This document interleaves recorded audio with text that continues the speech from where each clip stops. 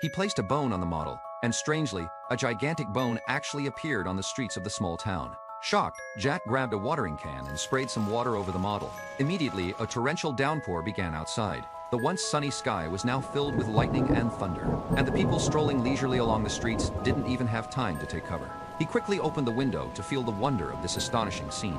Even more surprising was that the temperature of the rainwater outside was exactly the same as the water in his watering can. He suddenly realized that he might be able to control the entire town through this model. To test his theory, Jack hurried to the bar. Just as he was about to show off this magical model, he heard the bar owner, Jenny, complaining that the heavy rain had interrupted their plan to repaint the walls. Feeling guilty, Jack immediately took out his notebook and wrote down all her requests. That night, Jack found a bottle of nail polish and helped Jenny complete her plan. By morning, they were shocked to find that the walls of the bar had been freshly painted. Jenny didn't know how this miraculous thing had happened, but it certainly saved her a lot of trouble.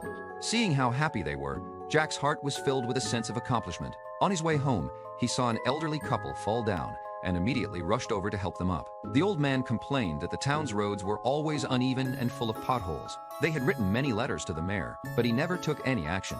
Jack glanced at the suggestion box nearby and suddenly got an idea. He quickly took the box home. When he opened it, he found it full of suggestion letters, and the one on top was exactly the one the elderly couple had mentioned.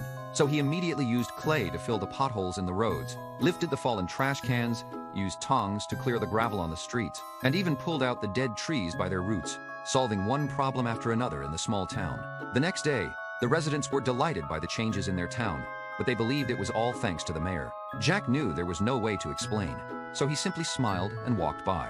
But he felt that what he had done was still far from enough. He decided to do something to help the town's struggling economy. At that moment, a bold idea flashed through his mind.